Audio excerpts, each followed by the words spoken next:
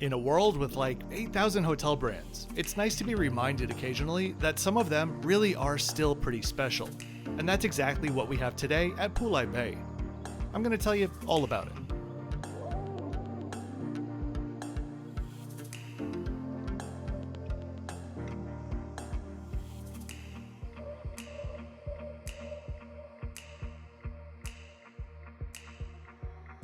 Hi there, I'm Kevin, the Flip Flop Traveler. If there's one thing I want you to know about this self-funded video, it's that my opinions are honest, my own, and unsponsored in any way. If you'd like to know more about the channel and how I do things, scan the QR code or click the link in the description to learn more. Have a look around the channel. There are hundreds of airline and hotel reviews to enjoy. This luxe boutique resort tour starts now.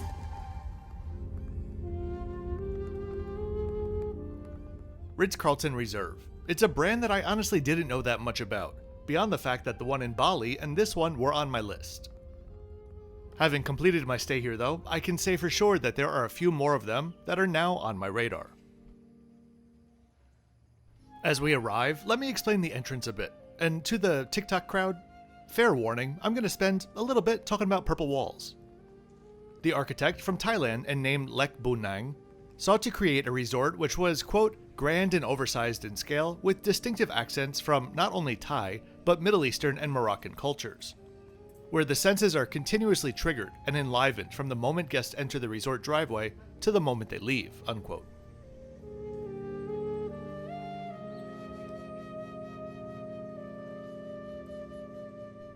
All of that, while true, doesn't really explain the effect of the grand and modern entrance. An entrance that would perhaps lead you to believe that you are entering a super contemporary resort. But that is not the case. The quote 20-foot high aubergine walls and hedges made from indigenous trees create a sense of wonder from the outside and a great sense of peace and stillness once on the inside, unquote. So these opening shots, essentially everything that you see that has purple walls, I want you to think about it as a palate cleanser. This is that raspberry sorbet, which is equally designed to erase the past and prepare you for the future. Here, it sort of serves as a portal between the reality that you just came from and the escape that you needed. Once we pass through and you see how, for lack of a better term, normal the design of the resort itself is, I think maybe you'll understand. The arrival experience is dominated by the beautiful Arrival Pavilion. You may recognize the setting, as this is one of the more famous scenes from the Hangover 2 movie. Ironic that I stayed at both resorts that are in the movie, since I honestly never saw it.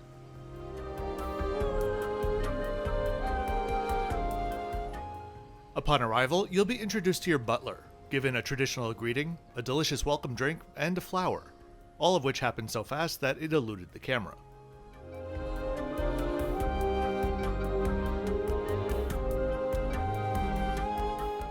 One thing to note is the sheer exclusivity of this brand and the resort itself. There are currently just 7 Ritz-Carlton Reserves. Besides here and Bali, you can find them in Puerto Rico, Japan, China, Saudi Arabia, and Cabo San Lucas. For sure they have 2 more opening in Costa Rica and Puerto Vallarta. And I've seen things written about other possible locations being in Phu Quoc in Vietnam, the Bahamas, Rio, and perhaps another one here in Thailand. Each of them has between 50 and 115 rooms. Where we are now has 54 and opened in 2009.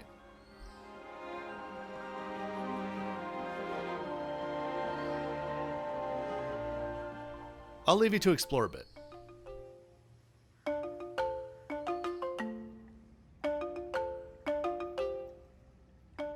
If you're enjoying the video, please go ahead and click that like button. All of my videos are self-funded, so clicking that like button and subscribing really does support the channel.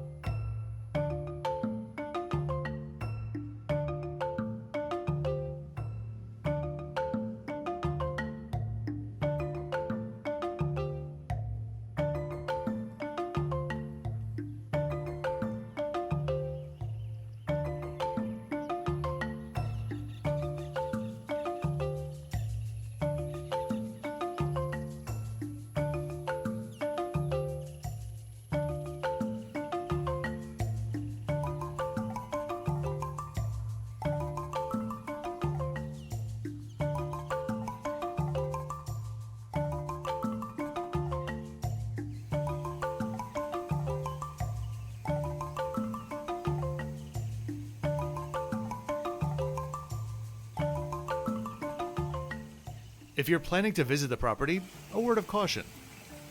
When you're brought around the resort by your butler, you'll be in a buggy. Most of the buggies are the shorter style where half of the seats are facing backwards. Please, hold on. These small bridges, which there are like 30 of, are really steep by buggy standards, and I honestly almost fell off the buggy the first time riding backwards, not realizing it was coming.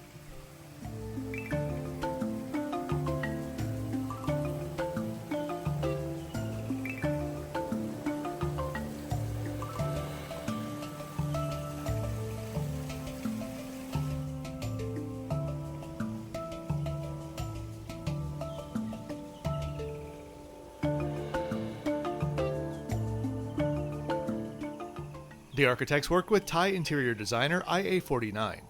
Together they, quote, created buildings and public spaces to combine the contemporary with culture, perfectly complementing the natural flora of existing trees and plants, which cleverly act as a privacy screen throughout the grounds, offering greater intimacy throughout the resort. And I think you can get a sense of what I mean when I said after you pass through the portal of purple, it's a much more traditional design. Let's go head to the pool area and get some of our first gorgeous views.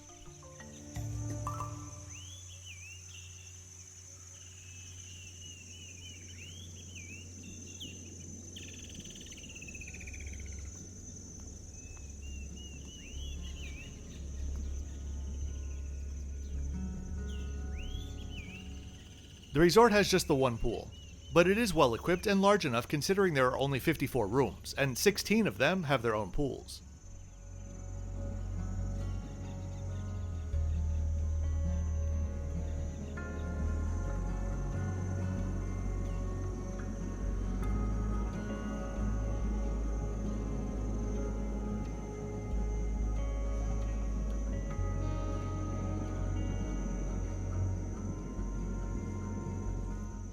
I hung out around here while my room was being prepared, an upgrade which I was more than happy to wait for.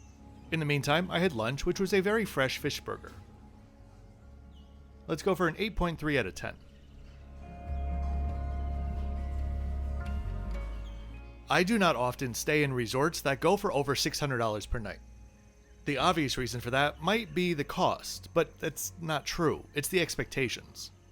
If I'm shelling out $700 or $800 in Thailand, no less, my expectations will not be able to be anywhere except through the roof.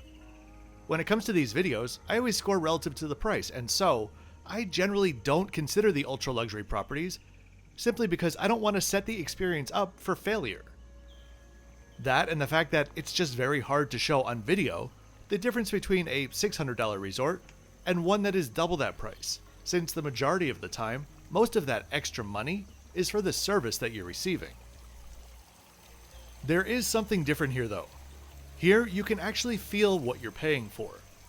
By the most conservative of estimates, they could easily triple the number of rooms here, call it a regular Ritz-Carlton, and no one would bat an eye. Beyond the great service, the delicious breakfast, the gorgeous setting, and the incredible rooms, here, you really are just paying for room to breathe and sprawl. And that is something that I'm very willing to pay for.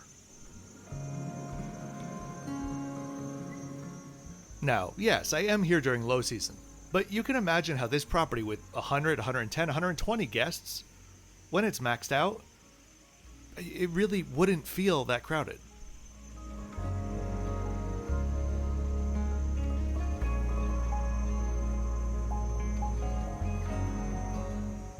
Just to the side of the pool area is Lei Lai, their seafood restaurant.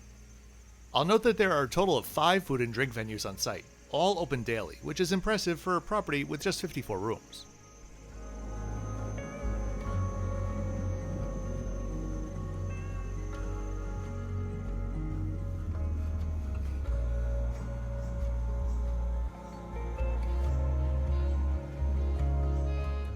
Before we explore more, let's take a look at where we are.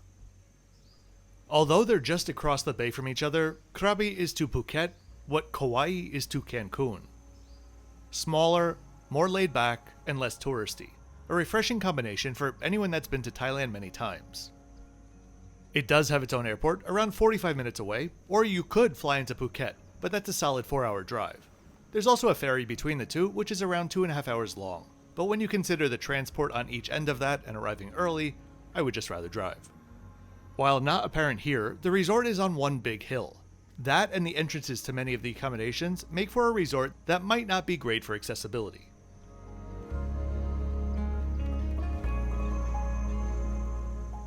And now a quick word from today's very gracious sponsor, me. In the past few years, I've been to 181 hotels and resorts in South and Southeast Asia. It's the region that I know best, and I'm here to help if you need advice planning your vacation to one or all of these beautiful countries.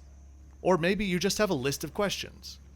If you're looking for answers or personalized resort and itinerary suggestions, check out my Globetrotter and Pioneer tiers on my Patreon. For Pioneers, after we go through a bit of a consultation of what you're looking for, your budget, and your preferences, within a couple of days I'll get back to you with a custom itinerary which I think ticks all of your boxes. Checks out for any potential conflicts from weather or local holidays and such, along with airline and hotel suggestions, and most importantly, I'll explain why I'm suggesting each of them specifically for you. Then I'll be there for any questions that you may have along the way. The link to my Patreon is in the description below. Thanks very much in advance.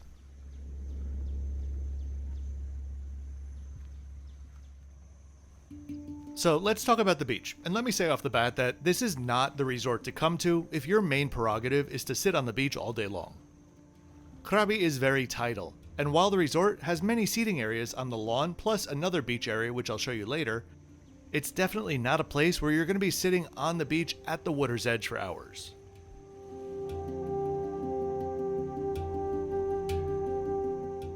Here you can see an example in the same spot of low tide and high tide.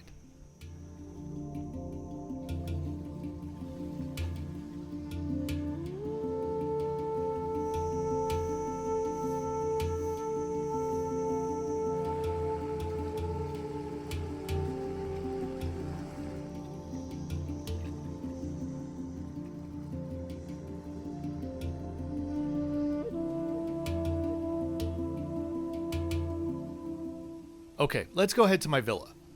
I booked a standard suite and was upgraded to a pool villa as I booked through Amex Fine Hotels and Resorts. And surely the fact that it was low season helped as well.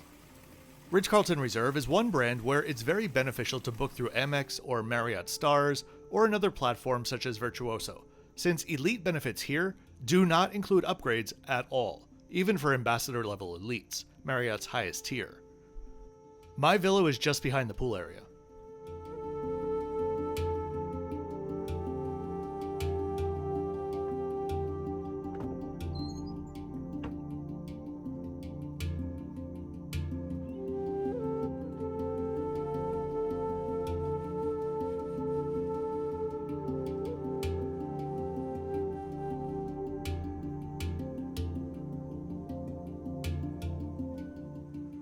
Walking inside, this is one of the rare times when I arrived at a hotel, looked around the room, and just needed to really stop and just take it in for a bit.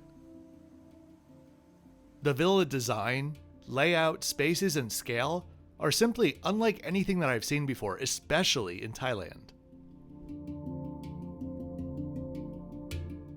In here, we can definitely see some of those Middle Eastern and Moroccan influences.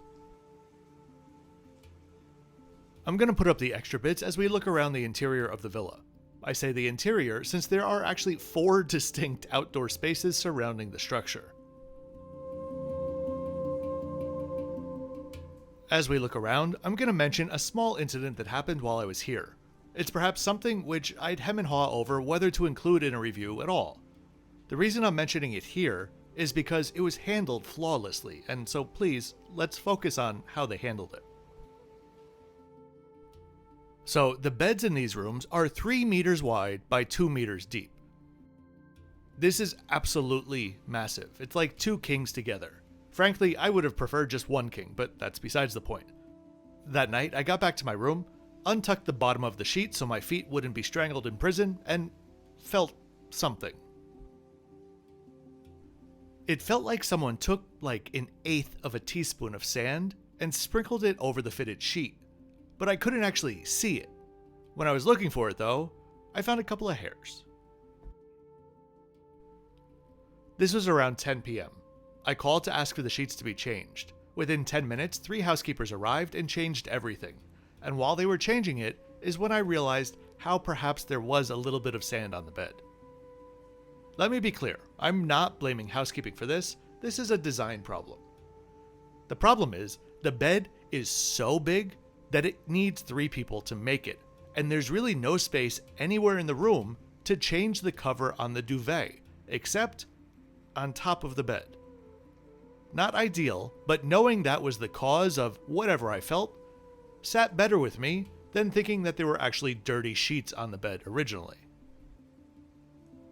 Of course, the housekeeping staff apologized profusely, as did the operator when I called.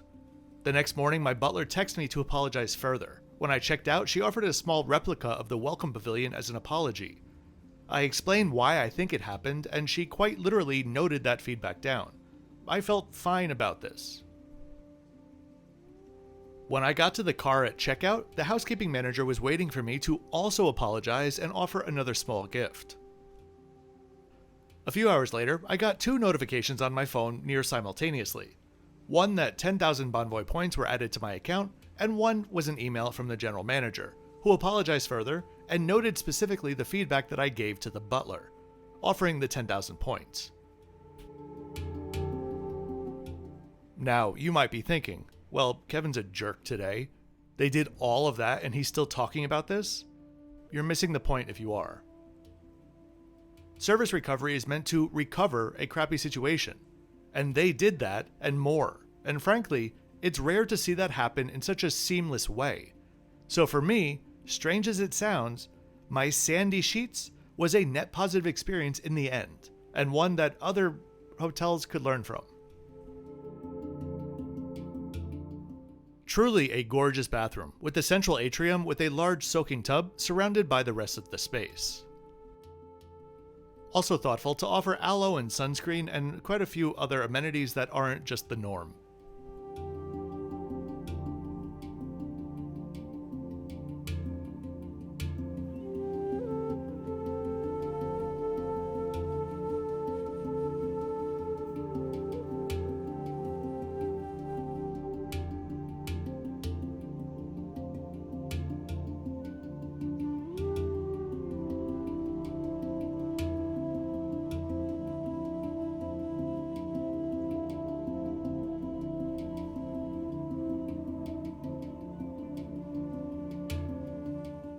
Small personal pet peeve, at a resort of this level, I want to know the brand of the soaps. It's fine to use bulk containers, but there are simply too many brands these days that are inconsistent with this and often load up these bottles with really cheap products. Not saying that that's the case here, but I'm also not saying that that's not the case since I just don't know.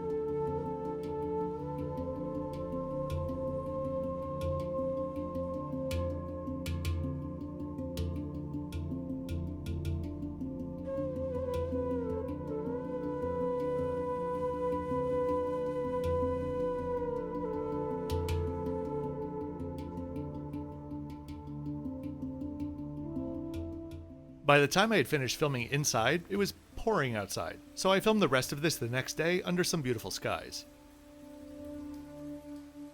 First up is the outdoor shower area just off the indoor version. A note to the resort that you could really use a towel hook out here.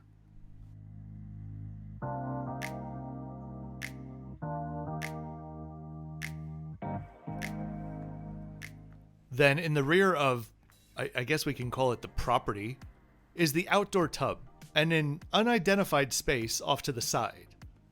My best guess is a massage table place. I don't know. If someone else has ideas, let me know.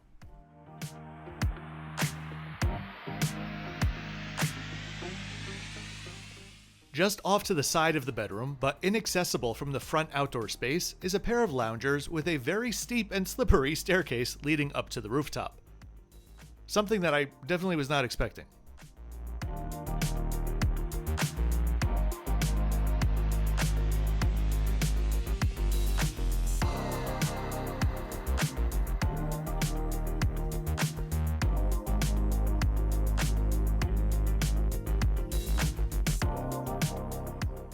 Quite literally the best view in the entire resort. The villa just to the side of me didn't have the same feature, even though the building looked the same, so this was truly unique. A great spot, I'd imagine, if you booked a private dinner, though good luck to the staff bringing all of that up those stairs.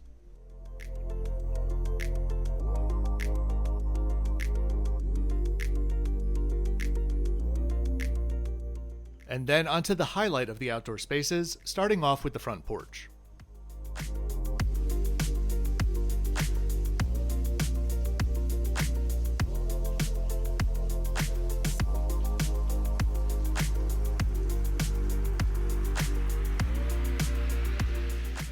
This leads out to a private lawn, lap pool, and lounging sala.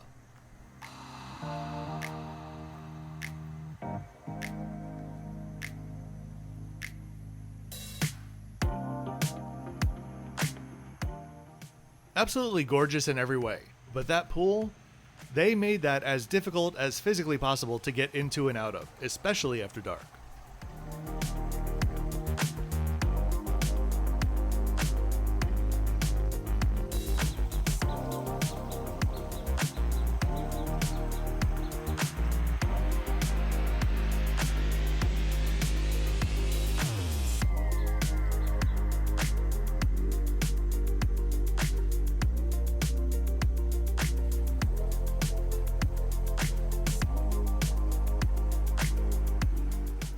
Okay, so far, we've explored everything behind my villa, above my villa, and to the right of my villa. Now we're going to explore in the front and to the left.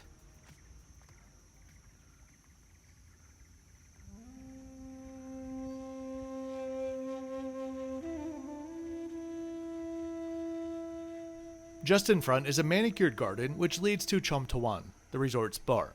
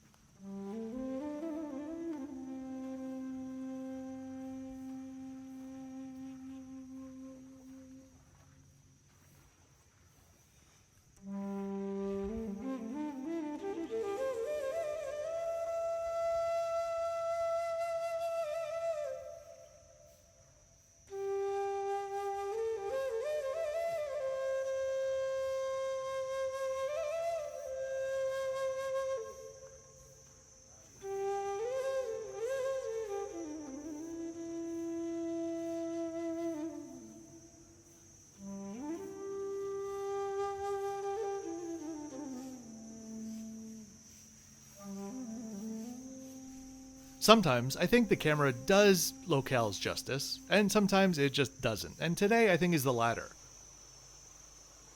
It just really is an incredible setting, and the attention to detail in the landscaping is top-notch. When I passed through here in the morning, there were 8 staff just sweeping the outdoor areas of just this one bar. For dinner, I went to the Thai restaurant Sri Trang.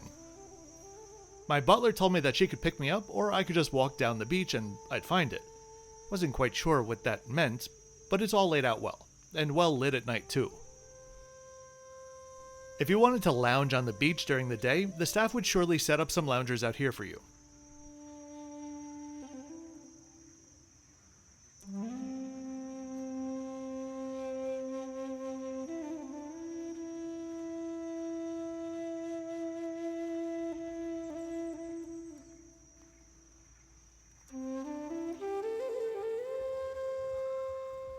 At the end of the path, you'll find Sri Trang up on the right, and Jampoon, the all-day dining venue, in front. Jampoon we'll see for breakfast. This resort does not publish any of their menus online, which may be because they change seasonally, so I'd suggest that you reach out to them for their most recent versions. I usually enjoy small restaurants. Sri Trang misses the mark though, and it's simply because of the acoustics inside. They're horrible. It's one of those rooms where you can literally hear everyone's conversation clearly from all corners of the restaurant at the same time. Considering how sprawling the resort is, I think the design here just could have been a bit more conducive to a relaxing dinner. That said, everything else, service and food, was great.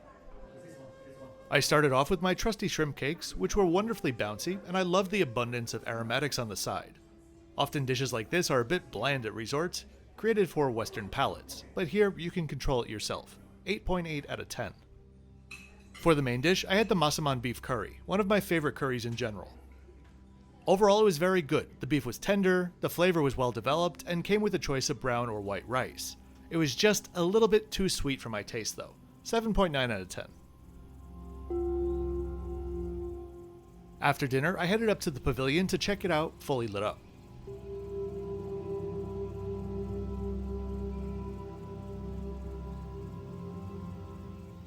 Originally, these were all candles around the entire perimeter, but they were changed to LEDs during the movie filming since they needed to film continuously throughout the night.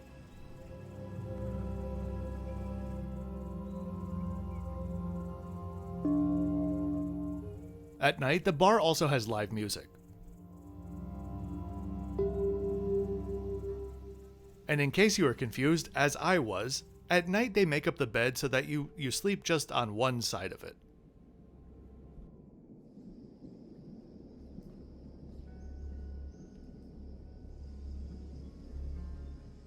The next morning, I headed to Jampoon for breakfast.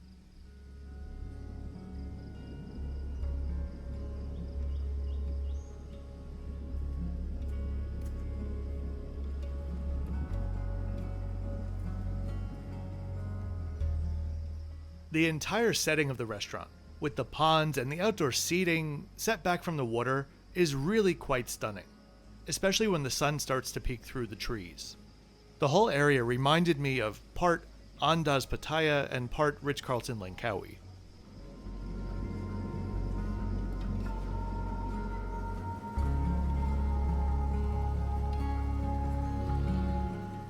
Though I do suppose this is the official entrance.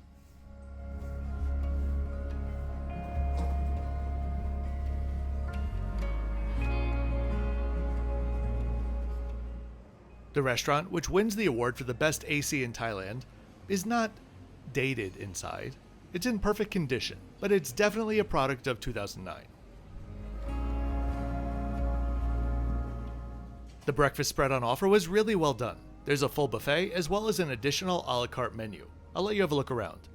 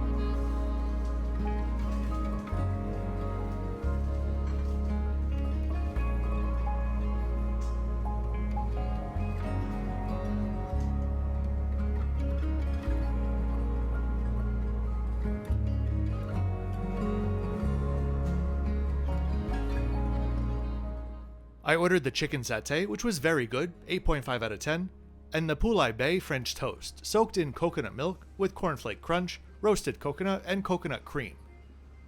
Oh, how I wish there was a little bit of mango with it, which I'm sure I could have just asked for. But even without it, solid 10 out of 10. Overall, we're at a strong number 24. It's not the most expansive breakfast by any means, but it is impressive for the scale of the resort, especially during low season, and the food quality was absolutely as good as it gets.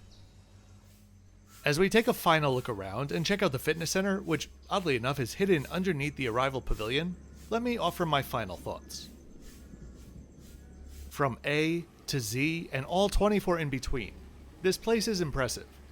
The service was personalized, attentive, and I'd say high-touch available.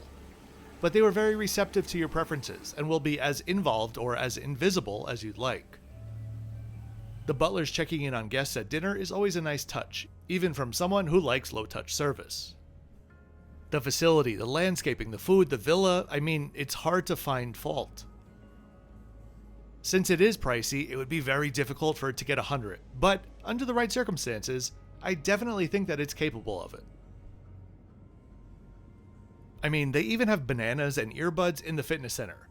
Like, really, what more do you need?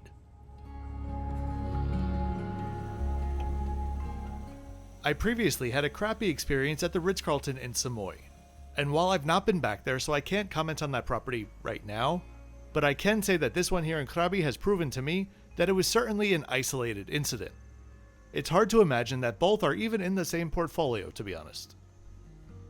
So I really do hope that you enjoyed this review and tour today. I certainly did.